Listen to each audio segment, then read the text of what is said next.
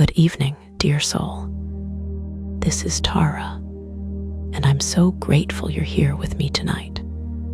Before we begin, take a slow, deep breath. Feel the rhythm of your inhale and the softness of your exhale. The day has ended, and everything you carried can rest now. Let your shoulders drop. Let your breath guide you home. Tell me, where are you listening from tonight? Some of you might be in quiet rooms, lights dimmed low, some under the gentle hum of a ceiling fan, some with the night sky open above you, the moon keeping watch. Wherever you are, this moment connects us, a thread of stillness woven through space. Tonight, we will journey into the ancient words of the Dhammapada, among the most sacred teachings of the Buddha. These verses are not meant only to be read. They are meant to be lived. They speak softly to the heart, reminding us that peace is not a destination, but the quiet clarity we carry within us. Even when the world outside moves fast, even when the heart feels tangled, there is a space within that remains untouched. So let's slow down together. Let's let these words settle like morning dew on the leaves of the mind. For tonight's journey, I will share with you the first 4 verses of the Dhammapada. They are not just lines of philosophy. They are seeds, each one holding the power to transform how we think, how we speak, and how we live. The Buddha begins with the truth that everything begins in the mind. Every joy, every sorrow, every world we experience is born first in thought. It is as if life is a mirror, and the reflection we see depends on the light we carry inside. The mind, said the Buddha, is the forerunner of all things. When we speak or act with an unkind mind, suffering follows. Just as surely as the wheel follows the ox that pulls the cart. But when we speak or act with a pure and gentle mind, happiness follows us like a shadow that never leaves. Pause for a moment. Breathe that in. Your entire life, every word, every emotion, every reaction is a reflection of your own inner weather. If the sky of the mind is stormy, the world will seem harsh. If it is calm, the same world feels gentle, forgiving, alive. Now close your eyes for a few breaths. Notice how your thoughts drift, how they carry feelings with them, some heavy, some light. You don't need to fight them. Just see them as if watching waves rise and fall. You are not the waves. You are the ocean that holds them all. The Dhammapada opens with this teaching because it reveals the root of everything, the power of intention. Before words, before action, there is thought. Before conflict, there is perception. Before compassion, there is awareness. We live in a world shaped not by what happens to us, but by how we meet it. 2 people can live through the same moment. One feels bitterness, the other peace, and the difference lies only in the mind. So the Buddha invites us to begin there, not outside, not in the noise, but in the quiet chamber of thought where all stories begin. If you wish to change your world, do not rush to rearrange the outer things. First, sit with your mind. Watch it, listen to it, Speak gently to it, for when the mind is tended like a garden, life begins to bloom on its own. Let's rest here for a few moments in silence. If thoughts come, let them pass. If emotions rise, let them breathe. With each breath, imagine the mind clearing, a vast sky opening after rain. Feel your awareness expand beyond your body, beyond your name, beyond the worries of today. What remains is stillness, and in that stillness, there is peace. The Buddha once said, "What you think, you become. What you feel, you attract. What you imagine, you create." This is not just poetry. It is the law of the mind. Every thought you nurture becomes the architecture of your future. If you dwell in anger, you build walls. If you dwell in gratitude, you build doors. And through those doors, light enters.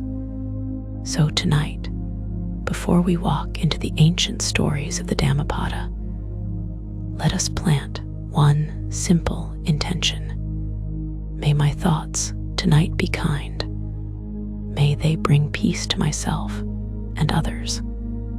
May I wake tomorrow lighter, clearer, softer. Now take another slow breath. Inhale through the nose. Exhale gently through the mouth.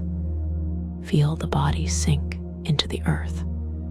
Feel the heart soften. The journey has begun, not towards somewhere new, but back to the stillness that has always been here. As the Buddha once taught, the mind is everything. When you understand it, you understand the universe. So tonight, we begin not with noise, but with silence. Not with effort, but with awareness. Not with a story of the world, but with a story of the mind. The place where all stories begin. Rest here now. You are safe. You are seen. You are part of the same stillness that once moved through the forests of ancient India, where the Buddha walked under moonlight, teaching the same truth that now touches your heart. Let it echo within you. All that we are arises with our thoughts. With our thoughts, we make the world. And with that whisper of wisdom, we move gently into the next story, where the first lesson of the mind unfolds in the life of a monk named Kakupala. Let us continue, dear one. Stay still.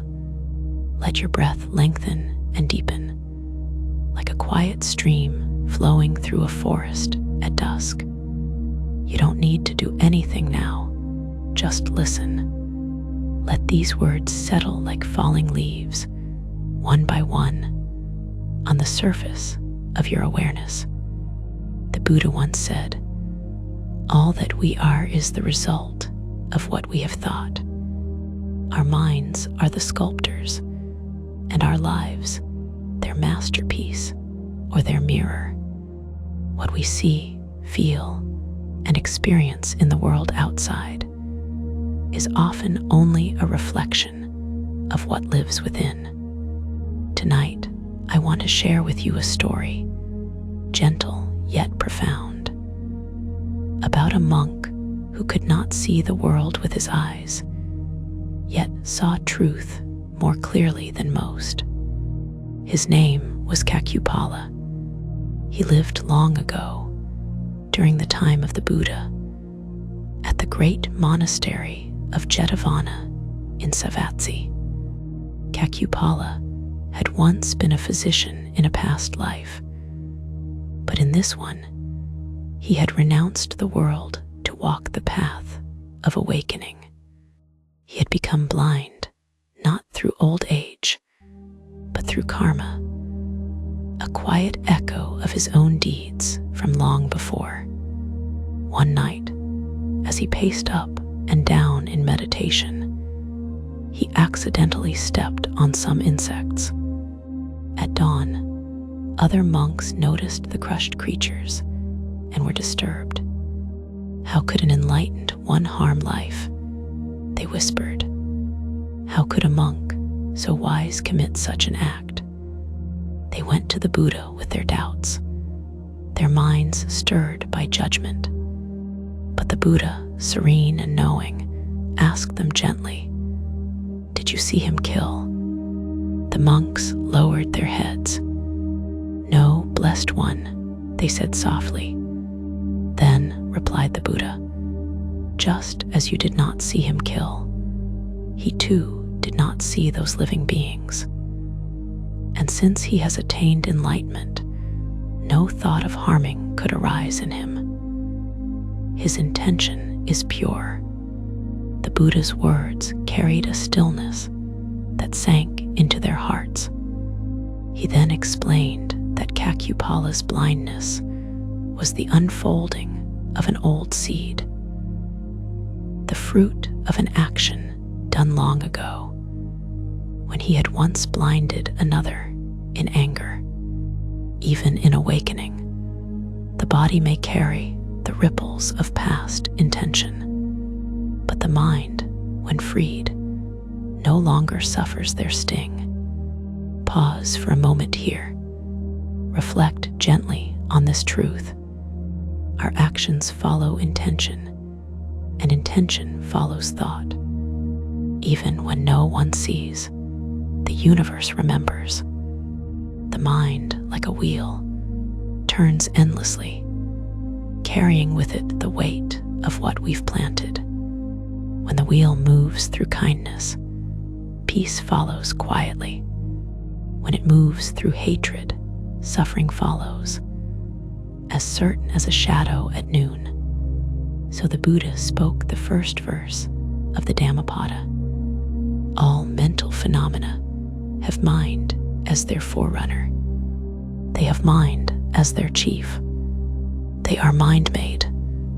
If one speaks or acts with an evil mind, suffering follows him, just as the wheel follows the hoofprint of the ox that draws the cart. Now breathe slowly. Let the rhythm of those words move through you. Notice how they hold no judgment, only law, gentle and eternal. The Buddha is not punishing anyone. He is describing reality, the way one might describe how a seed becomes a tree. Kakupala, blind but awakened, no longer suffered for his blindness. He saw with inner vision, the kind of seeing that doesn't depend on eyes, but on awareness. His life was proof that pain does not always mean punishment, and blindness does not always mean ignorance. Sometimes, what we call loss is simply the closing of one door, so that another may open, the door of understanding. You may have felt this too, perhaps quietly, somewhere in your own life. Moments when what looked like misfortune carried within it a quiet blessing. When something ended, only for peace to appear in its place. In those moments, the mind begins to awaken. It begins to see that suffering is not random. It is the natural echo of intention, and awareness is what sets us free from it. So as you rest now, turn your attention inward. Ask yourself softly, what kind of thoughts have I been feeding today? Were they kind or heavy? Did they carry light or shadow? Don't judge your answers. Just observe. Awareness alone begins to untangle karma. When you see clearly, you no longer walk blind through your own choices. Now take a long breath in, and release it. Imagine each thought, each worry, dissolving into still air. You are no longer pushed by the wheel. You are watching it turn.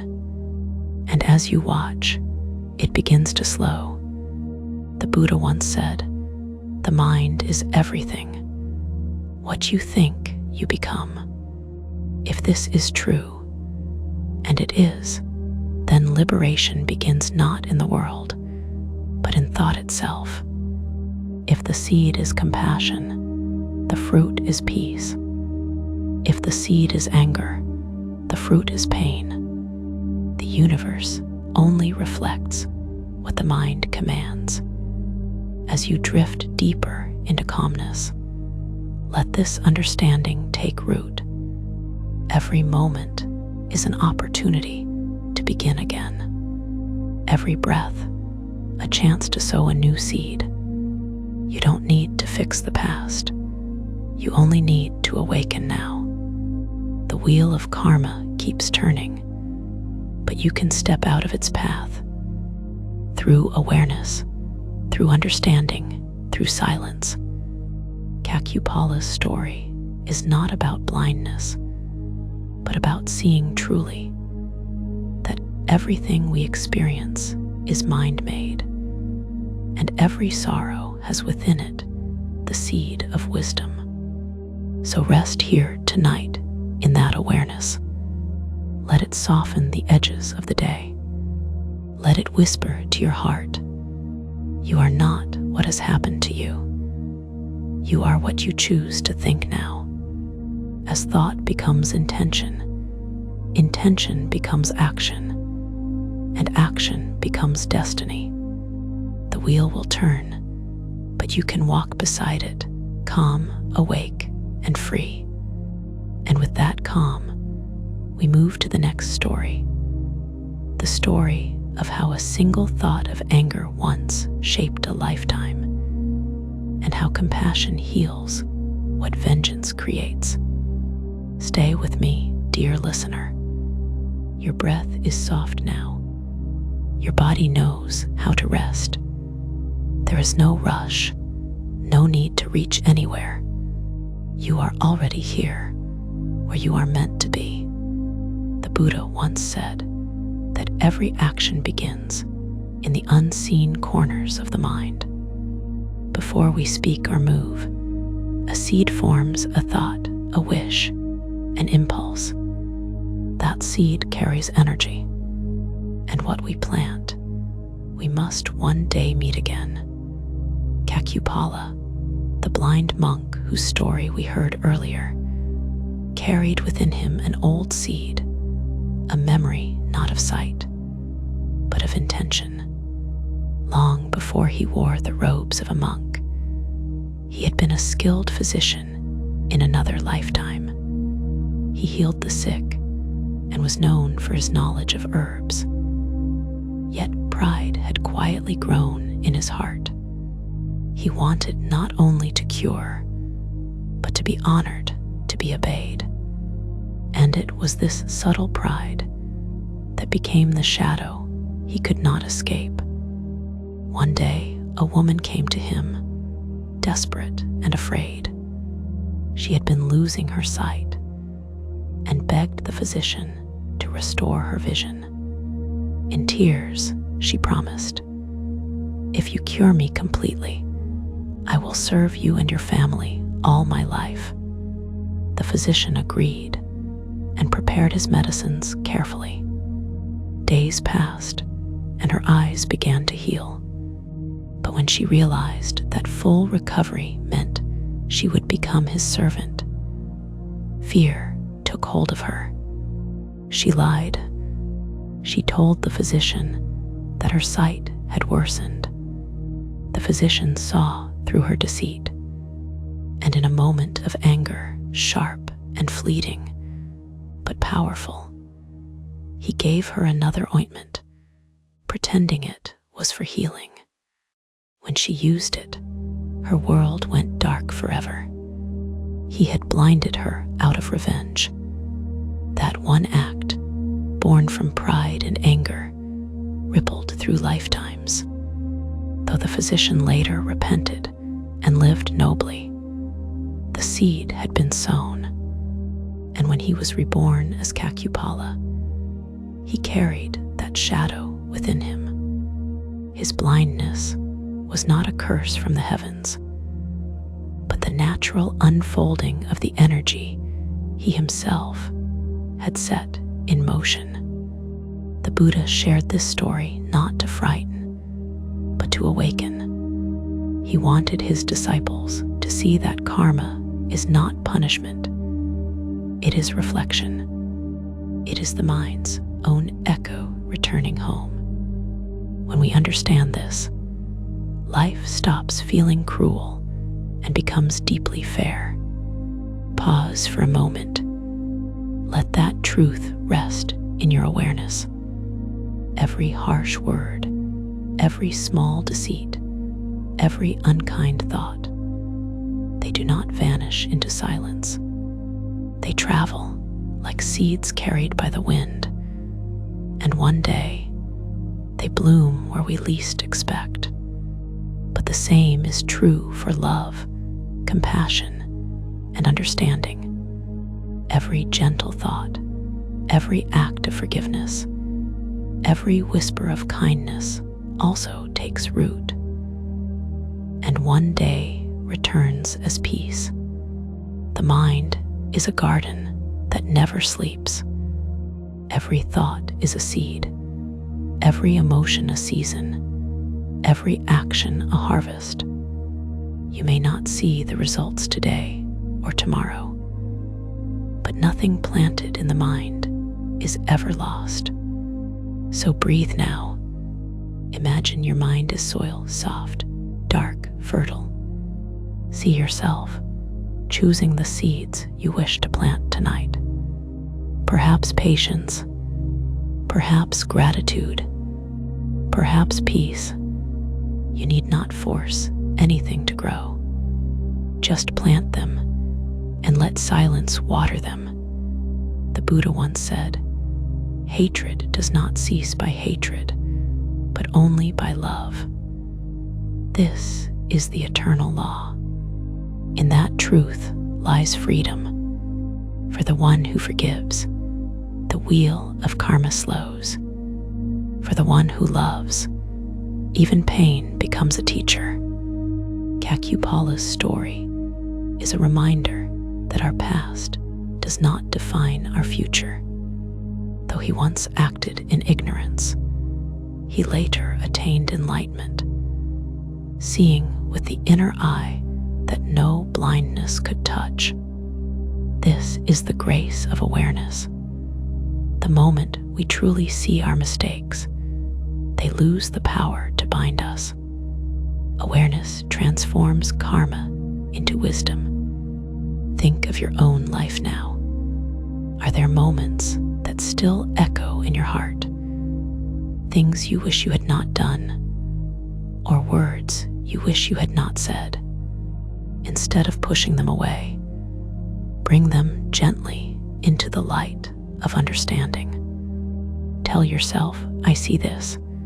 I learn from this. I release this.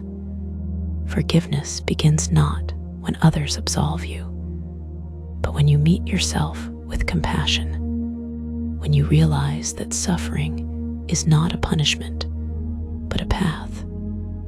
Your heart opens like a flower after rain. You stop running from pain and begin to listen to it. Every sorrow becomes a teacher. Every tear becomes a cleansing river. In this way, karma is not cruel. It is wise. It teaches us through experience what the mind could not understand through thought. It humbles us so we may grow in empathy. It bends us so we may become gentle. And when we understand this deeply, not just with the mind, but with the heart, we stop asking, why me? And begin to ask, what is this teaching me? Kakupala learned this. Through blindness, he saw the truth. Through silence, he heard the sound of his own awakening. His story is our story too. The story of how pain, when met with awareness, becomes light. So as you breathe softly, let forgiveness fill your heart. Let understanding replace judgment. You cannot change what was, but you can change what comes next by planting peace where anger once grew. As the Buddha said, the mind is everything. What you think, you become. So tonight, think gently, breathe kindly, plant peace, and as you drift closer to sleep, imagine that peace rippling outward into your dreams, into tomorrow, into the quiet hearts of others you may never meet. For that is how awakening begins, not in temples or teachings, but in a single thought of compassion held deeply, here and now. Let the night cradle you. Let silence teach you. And as we move to the next story, remember this: the pure mind creates heaven, and the impure mind creates its own shadow. You hold both seeds. You choose which one to grow. Welcome back, dear one. Take a slow, deep breath. Let your lungs fill softly, and then release the air like a quiet sigh. Your body is beginning to understand rest. Your mind is opening like a lotus in still water. You've journeyed with me through stories of how the mind shapes suffering. Now we turn toward light, the gentle truth that the same mind that creates sorrow can also create joy. Where there is awareness, even one pure thought can open the doors to heaven. The Buddha once said, "All mental phenomena have mind as their forerunner. They have mind as their chief. They are mind-made." If one speaks or acts with a pure mind, happiness follows like a shadow that never leaves. This verse, the second of the Dhammapada, carries a sweetness, a softness. It reminds us that goodness is not born of ritual or wealth, but of purity in thought. The story that carries this truth begins with a young man named Kandali. He was the only son of a wealthy Brahmin named Adinapabaka, a man known throughout Savatthi not for generosity, but for his miserliness. He was afraid of losing what he had, and so his heart grew small and guarded.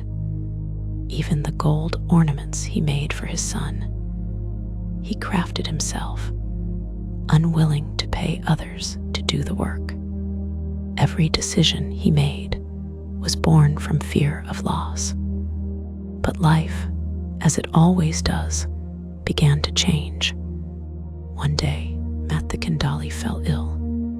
His skin grew pale, his breath shallow. Neighbors suggested bringing a physician, but his father refused. He said, "Doctors ask for payment. Let us wait." And so they waited, until waiting became regret. When he finally realized his son would not live, Adinapabaka carried the weak young man outside the house, onto the veranda, not from love, but from fear that mourners might see the wealth within his home. Kandali lay there, between life and death, watching the blue sky fade into dusk. It was at that moment that the Buddha, rising from meditation, saw him through the net of his boundless compassion. He saw not just the dying body, but the flicker of potential in the young man's heart. So, as the Buddha walked through the streets for his alms round, he came to the Brahmin's house. He did not speak nor call out. He simply stood quietly near the door. A soft light radiated from him, the kind of peace that words cannot describe. Matha Kandali, lying there weak and fading, felt that light. He turned his head and saw the Buddha's face. He had never seen such serenity before, not in a person, not even in his dreams. In that final moment, no words were spoken, no prayers chanted, but the boy's mind, filled with devotion and trust, rested completely in that vision of compassion. He thought only of the Buddha, and that pure thought became the bridge between life and awakening. When he died, he was reborn not in darkness, but in radiance, in the celestial realm of the Tavatimsa heavens. There, his light body shimmered with the glow of virtue, though all he had done was think one pure thought at the moment of death. The Buddha later explained to his disciples that it was not charity, nor offerings, nor rituals that brought Matha Kandali such fortune. It was the purity of his mind, the simplicity of his final intention. One thought of sincerity can outweigh 1,000 empty deeds. Pause here for a moment. Breathe in deeply. Let this truth settle inside you. Happiness does not follow the wealthy or the powerful. It follows the pure-hearted. A single moment of genuine kindness, of faith, of love, can transform lifetimes of sorrow. Now imagine the light of the Buddha's compassion, calm, golden, infinite, touching the boy's heart. Imagine that same light resting on your own. It doesn't ask anything of you. It doesn't demand perfection. It simply invites you to soften, to trust the goodness that already lives within you. So much of life is spent chasing happiness outside, in things, people, success, or validation. But happiness born from purity of mind is different. It doesn't depend on circumstance. It flows naturally, quietly from within. It follows you like a shadow that never leaves, because it is you. As the Buddha's teaching spread, word of the young man's rebirth reached even his father. At Dhammapada, heavy with grief and guilt, went to the cemetery to mourn. He sat there, weeping for the son he had neglected, not realizing that the boy was now a radiant being of light. Moved by compassion, Matha Kandali appeared before him, not to scold or blame, but to comfort. He said, "Father, do not cry. I have been reborn in a world of joy because of the goodness that awakened in me at the sight of the Buddha." His father, shaken and amazed, asked, "Can such a thing be true? Can a single moment of faith bring such peace?" Soon after, he invited the Buddha to his home, offered him food and gifts, and for the first time in his life, gave freely without fear. His heart, once caged by greed, opened like a flower. In that giving, he too found peace. He too tasted the happiness that follows a pure mind. The Buddha said, "When the mind is pure, happiness follows like a shadow that never leaves." This is not a metaphor. It is the law of consciousness. Purity is not the absence of thought, but the presence of clarity. When we act without selfishness, without hidden motive, our hearts align with truth, and life itself begins to flow in harmony. Now breathe slowly. Feel that purity within you, the soft wish to be kind, the quiet desire to be free from anger. That is the beginning of your own awakening. That is your Mat the Kandali moment. And as you rest, remember, you need not wait for tomorrow to be reborn. Each moment of awareness, each gentle thought is a new beginning. Let your mind grow still. Let your heart grow pure. And may happiness, quiet, simple, endless, follow you like a shadow that never leaves. Welcome back, dear one. Before we continue, take a gentle breath. Inhale through the nose, slowly, and exhale softly through the mouth. Let the rhythm of your breath guide you back into this quiet space. You've just heard the story of Mat the Kandali, the young man who found liberation in a single, pure thought. Now the story continues, not through the sun, but through the heart that once could not love. His father, Dhammapada, was a man who lived in fear of loss. Every coin he earned felt too precious to part with. He clung to his wealth as if it could guard him against the uncertainty of life. But when his son's light faded and silence filled his house, something within him broke. The rooms that once felt full of possessions now echoed with emptiness. He had everything the world could offer, yet the one thing he longed for, peace, had slipped beyond reach. In his grief, Dhammapada went to the cemetery where his son had been laid. He sat on the ground, his body trembling, his heart heavy. The air was still. He whispered his son's name again and again, hoping the wind might carry his sorrow to wherever his child had gone. And then something miraculous happened. From the stillness before dawn, a soft glow began to rise, golden, pure, otherworldly.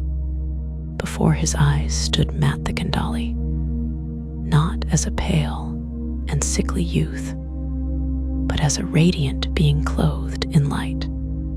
His face was peaceful, his voice calm, his presence filled with warmth.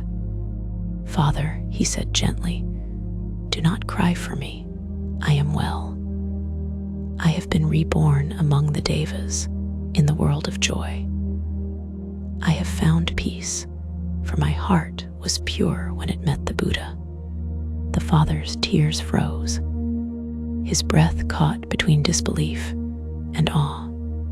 He had spent his life hoarding gold, and yet a single thought, a moment of faith, had brought his son to celestial happiness. "How could this be?" he whispered. "How could one who gave nothing, who performed no ritual, rise to such a place?" His son smiled softly, because purity of mind is greater than all offerings. When love or devotion arises without condition, it carries a power beyond measure. You need not give away wealth to be free, Father. You only need to let go of fear. Those words pierced the man's heart like sunlight through a locked room. He realized then that his fear of losing had already cost him everything. Wealth had not protected him. It had imprisoned him. But love, he saw, could not be lost. That moment changed him. When he returned home, the same gold that once seemed sacred now looked meaningless. He called upon the people of Savatthi, invited the Buddha to his home, and offered a feast unlike any he had given before, not out of pride, but from genuine gratitude. When the Buddha arrived, the father bowed deeply, tears flowing freely. He said, "I have lived my whole life with a closed hand. Today, I open it. May I never forget that the truest treasure is the peace that comes from giving." The Buddha smiled. He did not praise the wealth given, but the heart that it opened. He said, "The one who gives with understanding gives twice, once through the act itself, and again through the joy it brings." And in that moment, Adanappabhaka felt something he had never known before: lightness. For the first time, his wealth no longer owned him. He had freed himself from the invisible chains of attachment. Let us pause here together, dear listener. Breathe deeply again. Inhale, exhale, and feel the space between what you have and what you truly need. The Buddha taught that generosity, dana, is not about possessions. It is about intention. A person who gives a smile with sincerity or forgiveness from the heart may give more than one who offers gold without compassion. Giving loosens the grip of mine. It makes room for peace to enter.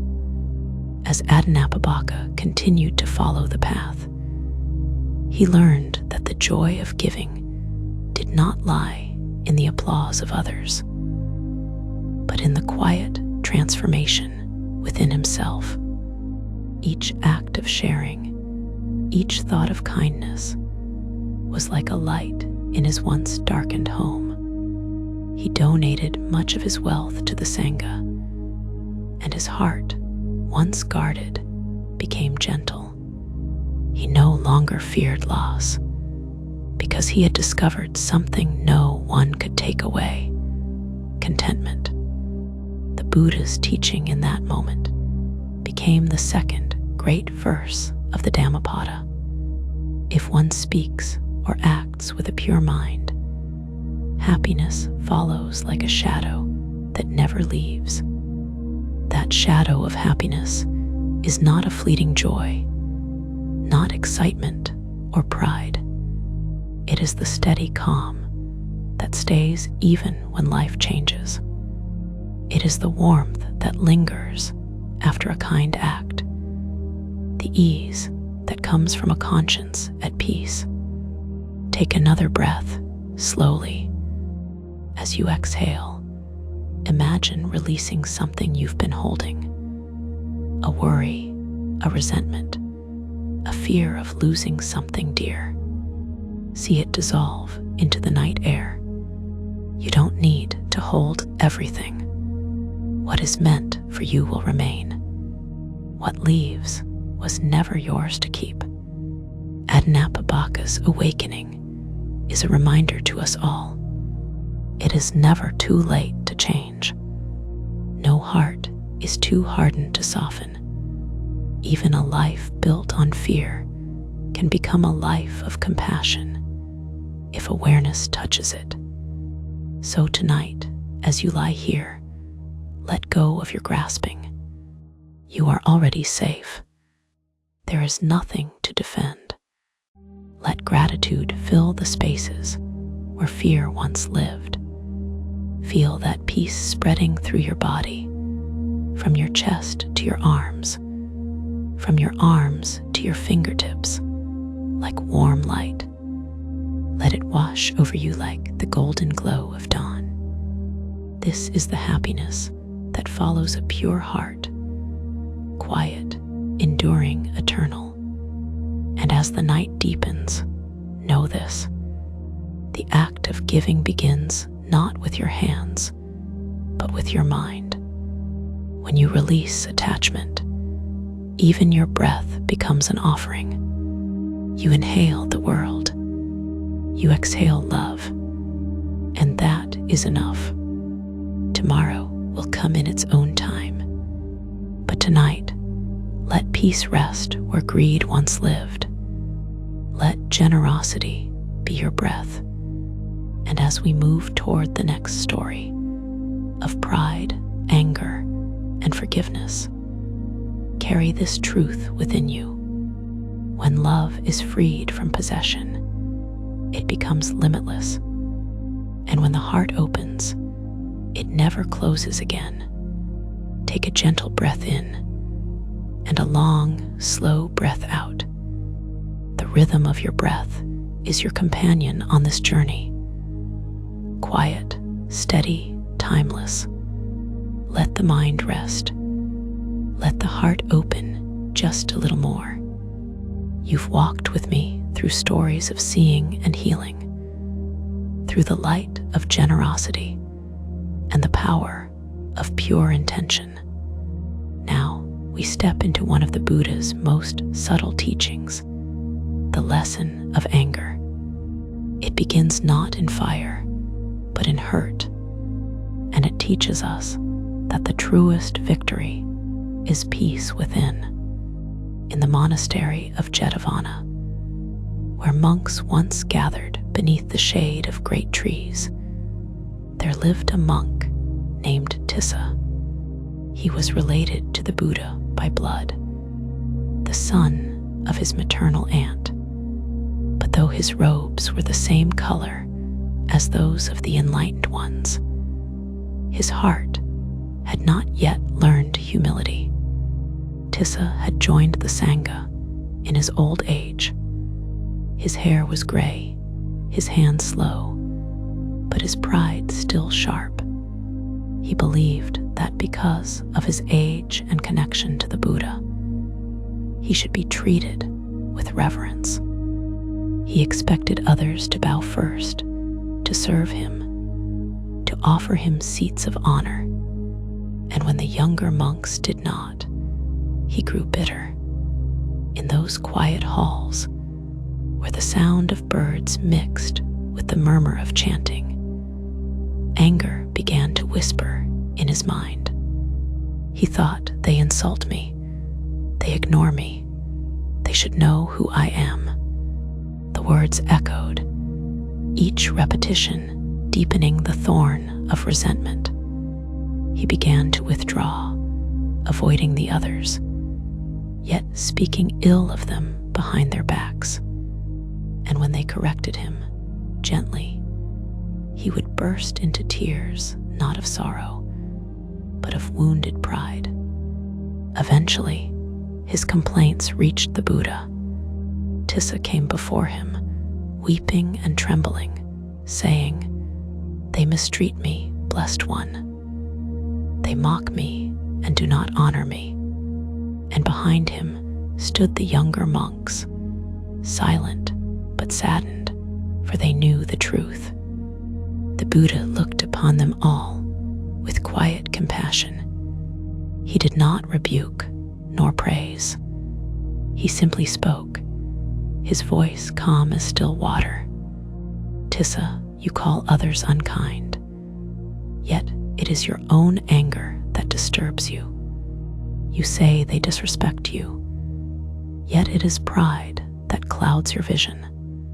If one holds on to the thought, he insulted me, he hurt me, he wronged me, hatred will never end.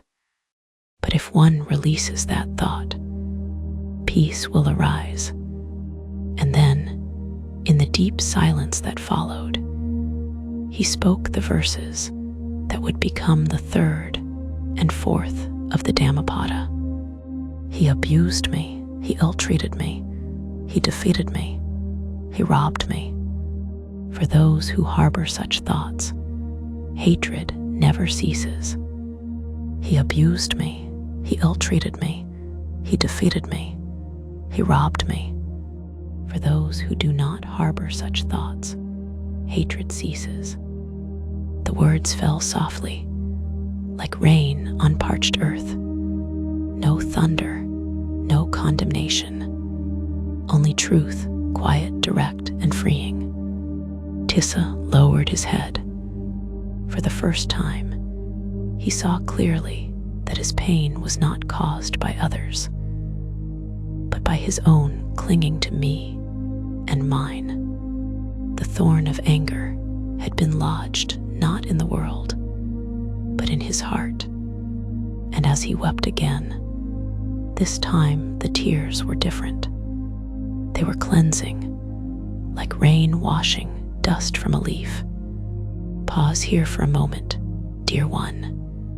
Think of a time when you two held a hurt tightly, replaying words that wounded you, moments that burned your pride.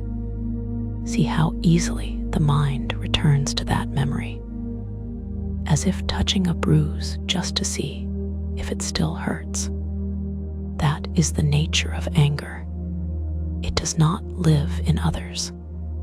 It lives within us, waiting to be seen, waiting to be released. The Buddha did not say we should deny our pain. He only said we should not cling to it. To feel anger is natural. To feed it is suffering. The moment we stop rehearsing our wounds, healing begins. Take a breath in. Imagine that every breath draws in calmness. And as you exhale, let the breath carry away the ashes of resentment. Inhale peace. Exhale release. Each breath is forgiveness in motion. The Buddha's words remind us that forgiveness does not mean weakness. It does not mean forgetting.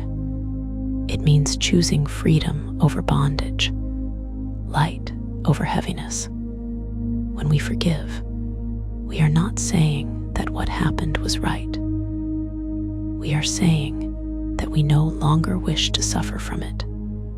Tissa's story is the story of us all.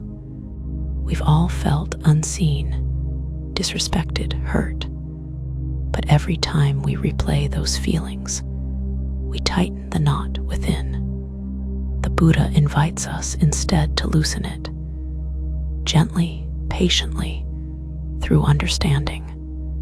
There is a story that says, anger is like holding a burning coal and waiting for someone else to feel the heat. The longer we hold it, the more it burns us. To drop it is simple, not easy, but simple. All it takes is seeing that we have been carrying it. So tonight, if there's someone whose words still echo in your mind, release them now. Whisper softly in your heart, may you be at peace. May I be at peace. You don't need them to hear it. You only need your heart to mean it. And if you cannot forgive yet, that's okay too. Just stop feeding the fire. Let silence cool it slowly.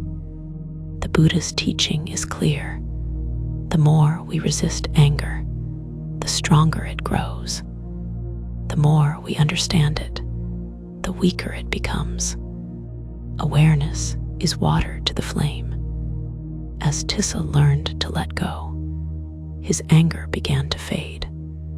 The monastery that once felt full of enemies became a place of refuge.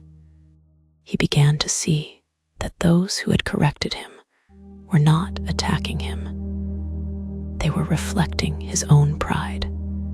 And when he saw that truth, the thorn loosened. In its place grew humility, and with humility came peace. Take another deep breath. Feel the air cool as it enters your nose. Feel your chest rise, then fall. You are safe. You are learning the same truth Tissa learned. That peace begins when blame ends. The Buddha's verses echo softly in the night air. Hatred is never appeased by hatred. Hatred is appeased by love. This is an eternal law. Let that law guide you as you rest. Let your heart loosen. Let forgiveness flow like water through the dry riverbed of memory. You have nothing left to hold on to. You have only to breathe and be free. Your breathing is slower now. The body has begun to soften, the edges of thought gently fading. This is the space where wisdom enters, not through effort, but through ease. We've just walked through the story of anger, where the Buddha showed how hatred binds us more tightly than any chain. Now we enter a softer path, the way of release, the still, quiet art of letting go. The Buddha often said that peace is not found by conquering others, but by mastering oneself. It sounds simple, doesn't it? But to master oneself means to see clearly, to look into the mind as it truly is, without denial or fear. Most of us live as if our thoughts are the truth. We say, I am angry, I am hurt, I am right. But in truth, we are none of those. We are the space in which these feelings rise and pass away. This story begins not with a person, but with a moment, the moment of awareness that follows pain. It's that instant when you realize, I do not need to carry this anymore. That is the beginning of release. Imagine now that you are sitting beside a calm lake. The air is still, the water smooth.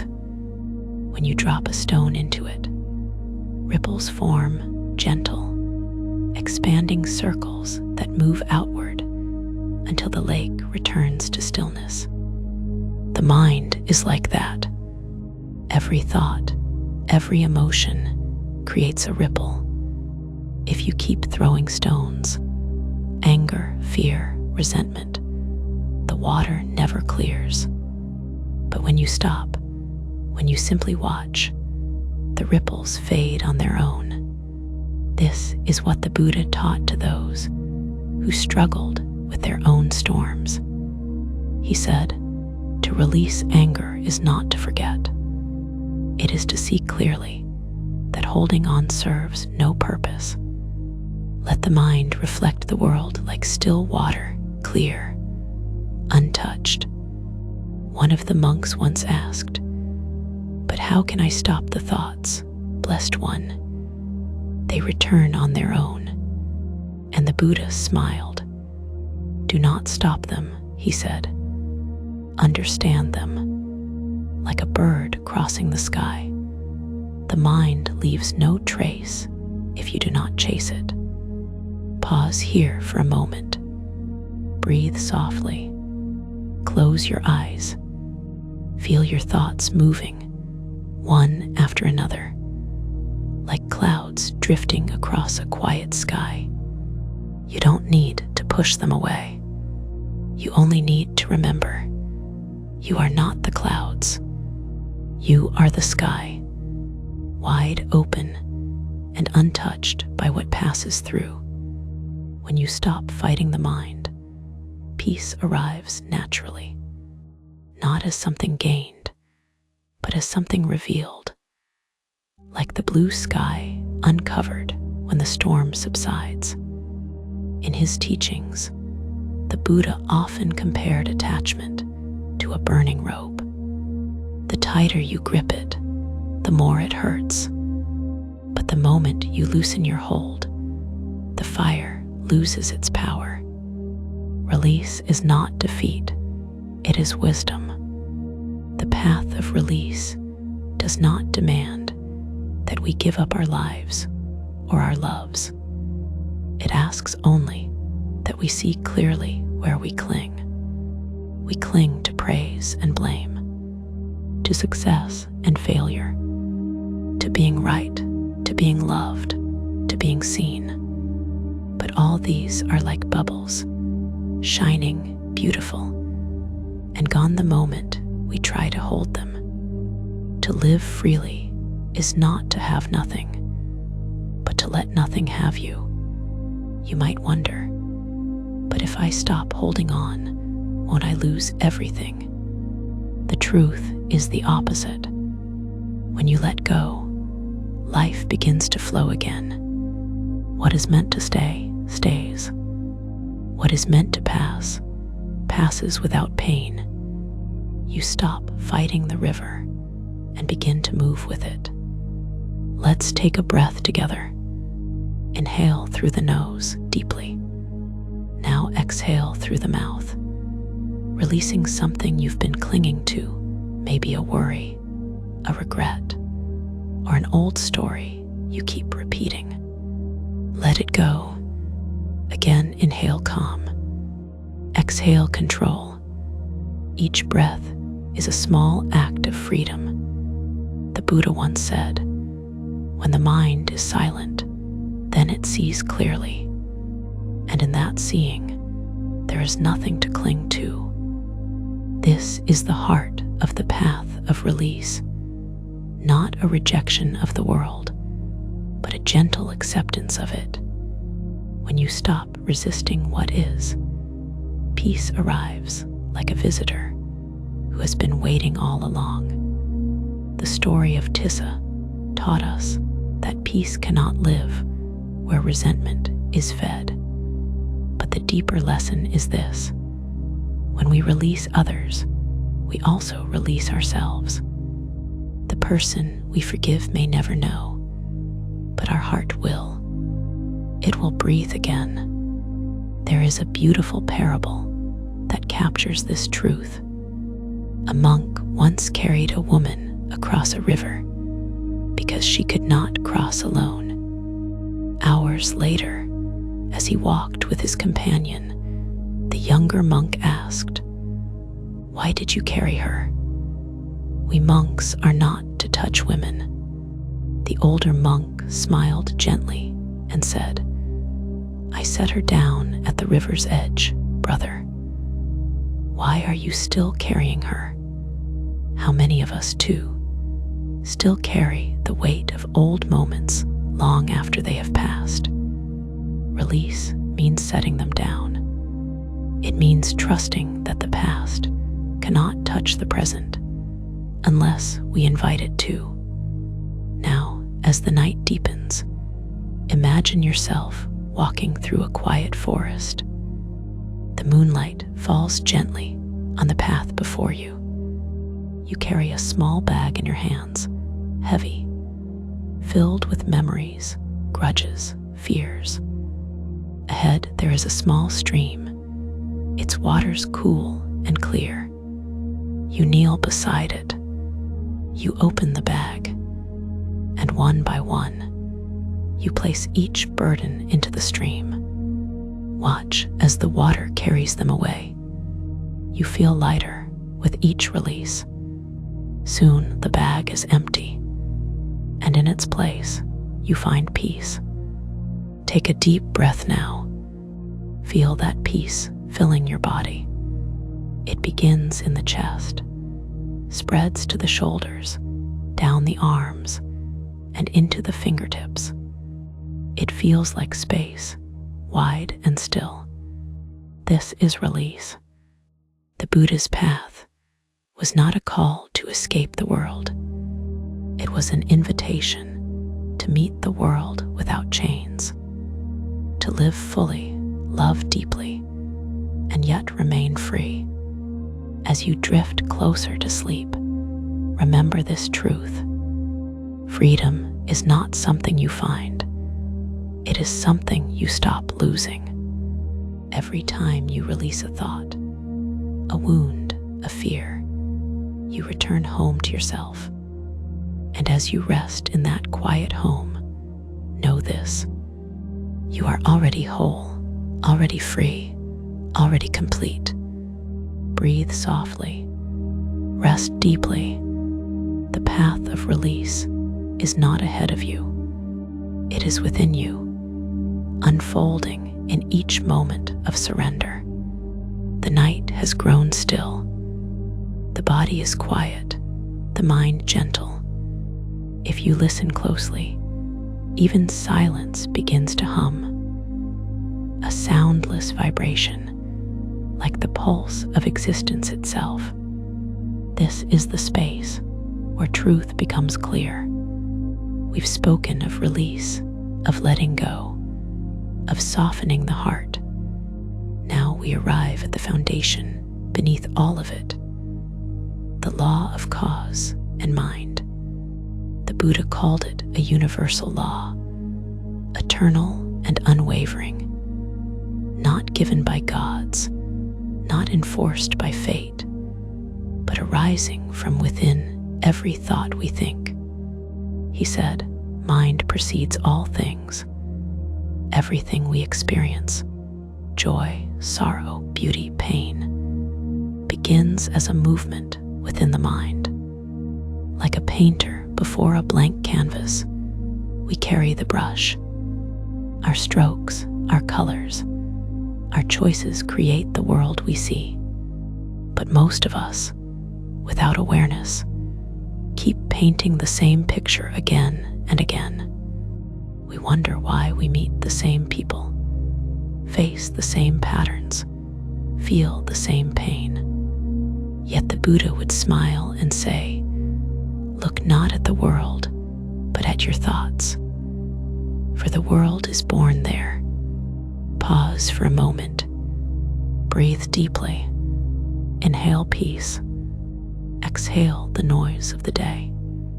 Now imagine your mind as a garden. Each thought you plant is a seed. Some seeds grow into flowers, compassion, patience, love. Others grow into thorns, anger, fear, resentment. Whatever you water with attention will bloom. Whatever you neglect will fade. This is the law of cause and mind, the law of karma in its simplest truth. Karma is not punishment. It is reflection. It is the natural echo of your own intention returning to you. Just as sound returns when you call into a valley. If your words are kind, kindness echoes back. If they are harsh, harshness returns. No one sends it to you. It is your own energy circling back home. The Buddha often told his disciples, "You are the heir of your own deeds." He meant that no one can escape their thoughts, but also that no one is trapped by them. Because just as you once planted suffering, you can now plant peace. Every moment offers new soil. There is a story of a monk who came to the Buddha and said, "Blessed One, I have practiced kindness all my life, yet I suffer. Why?" The Buddha replied gently, "Because kindness too must mature. A seed does not flower the day it is sown. Do not doubt the law, simply tend the garden. How often do we plant seeds of patience, but expect instant peace? The mind, like nature, works in its own rhythm. Our task is not to rush, but to remain mindful of what we're planting. Take another deep breath. Feel the air moving softly in and out of your body, invisible, yet shaping every part of your being. That is how mind works too. You cannot see it, yet it creates your world moment by moment. If your thoughts are heavy, the day feels heavy. If your thoughts are clear, the same world glows differently. The difference is not in life, but in awareness. Buddha compared awareness to light. When light enters a dark room, the darkness does not fight. It simply fades. So too, when awareness enters the mind, confusion dissolves without struggle. This is how cause and mind are intertwined. Awareness transforms the causes we have already set in motion. It cannot erase them, but it can change how we meet them. Imagine a traveler walking through a storm. The rain falls because of old clouds that were formed long ago. The traveler cannot stop the rain, but she can choose how to walk. She can run and curse the sky, or she can walk slowly, feeling the cool drops as they cleanse her. One path leads to resistance, the other to peace. The rain is the same, only the mind differs. That traveler is you. Every event in life, pleasant or painful, is a cloud returning from past winds. You cannot control every outcome, but you can meet each one with understanding. That understanding is freedom. So tonight, if your mind begins to replay moments of guilt or regret, remember, you are not bound to your past. You are the gardener now. The seeds you choose in this breath, in this thought, are more powerful than the storms behind you. You can begin again, right now. Take a slow breath. Whisper softly to yourself, I plant peace. I plant patience. I plant compassion. Let those words ripple through your awareness like a mantra. Each one is a cause, each one already shaping your future. The Buddha's wisdom reminds us that no thought is small. A kind glance, a soft word, a gentle thought, all return one day. So too, each unkindness eventually finds its way back, not to punish, but to teach. When you see this clearly, fear dissolves. You no longer see life as random. You begin to trust its rhythm. That trust is serenity. It is knowing that even pain has purpose, that even endings have meaning. For every cause has an effect, and every effect carries within it the seed of the next cause. All linked, all unfolding, all perfect in their own mysterious way. Now close your eyes for a moment. Feel your body resting, your thoughts slow, your breath softens. Within you, there is a deep stillness, older than this life, older than all your stories. That stillness is not bound by karma. It watches all causes and effects rise and fall, but remains untouched. It is awareness itself, and as you rest in that awareness, know this truth. The law of cause and mind is not something outside of you. It is you. You are the source, the echo, the witness, and the peace that holds it all. Let your mind rest now in that vastness. No fear, no guilt, no need to control. Only the gentle understanding that every thought matters, and every moment is a chance to begin anew. Tomorrow will bloom from the seeds you plant tonight. So plant peace, dear one, and let it grow in silence. You've come a long way tonight, through the teachings of the Buddha, through stories of pain and peace, through the quiet turning of the mind itself. Now we arrive at the end of this journey, or perhaps its beginning. because every ending is only the mind becoming still enough to begin again. Close your eyes gently. Let your breath flow like soft waves meeting the shore. Inhale peace. Exhale everything else. You've seen how thought shapes destiny, how karma unfolds like a mirror of the mind. You've learned how anger binds and forgiveness frees, how generosity opens the heart, and how release is the doorway to awakening. Now we rest in the stillness beyond it all, the place where karma, cause, and consequence dissolve into silence. The Buddha once said, "With an impure mind, suffering follows. With a pure mind, happiness follows." But what lies beyond purity and impurity? What exists when there is no good or bad, no gain or loss? That is the stillness, the peace beyond opposites.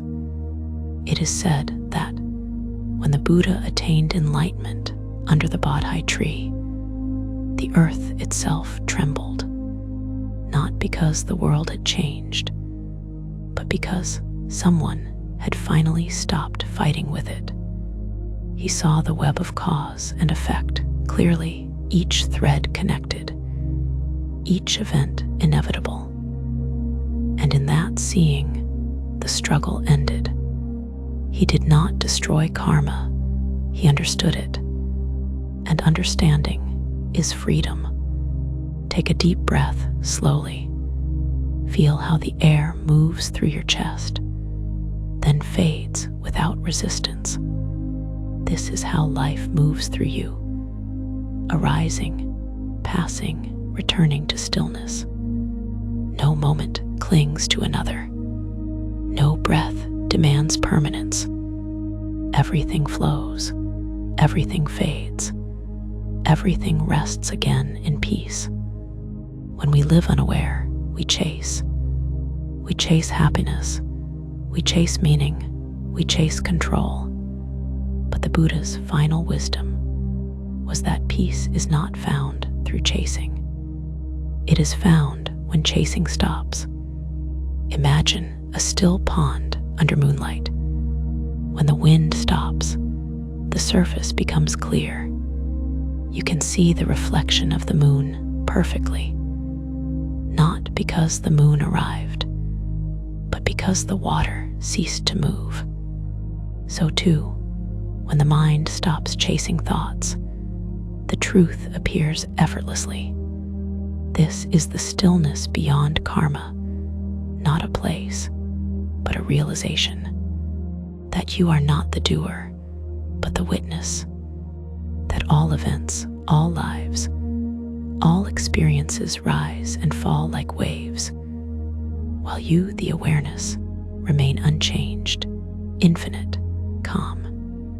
You have seen how Kakupala walked in blindness, yet saw with the eye of truth, how Mat the Kandali found heaven in a single moment of devotion, how Tissa learned that peace cannot live in a heart that clings to anger. Each story was a mirror, showing that life's real battle is not outside, but within. And victory is not conquest, it is surrender. Pause here. Let silence deepen. Listen to your breath, your heartbeat, the faint hum of the night. Each sound arises, then fades. Each thought does the same. You are the awareness that remains when they pass. This awareness is beyond karma, beyond identity, beyond even the word peace. It is the pure being that existed before thought named the world. When you rest in that, nothing can harm you. Joy and sorrow lose their grip. Success and failure become the same gentle wind passing through an open window. In this state, the Buddha said, One sees clearly that the world is not suffering, only clinging is. When you release clinging, suffering dissolves like mist before the morning sun, and what remains is serenity, boundless, radiant, timeless. Let's rest here together in this serenity. Breathe softly. No effort, no direction, just being. You are not your past. You are not your mistakes. You are not even your thoughts. You are the stillness in which all of it happens, untouched, eternal, aware, like the open sky that allows clouds to pass, but is never stained by them. This stillness is not something you must reach. It has never left you. It was here when you were a child. It is here now. It will be here long after every thought fades. You have only to notice it, the silent witness beneath the noise, the calm beneath the waves. As you lie here, perhaps on your bed or mat, know that the same awareness that watched over the Buddha as he meditated beneath the Bodhi tree also watches over you now. It does not judge. It does not compare. It simply knows, and in that knowing, all fear dissolves. Now take a final deep breath for tonight. Inhale gently, feeling the cool air enter your chest. Hold it for a moment. Feel the life within it. Then exhale slowly, releasing the weight of the day, the echoes of the past, the worry of tomorrow.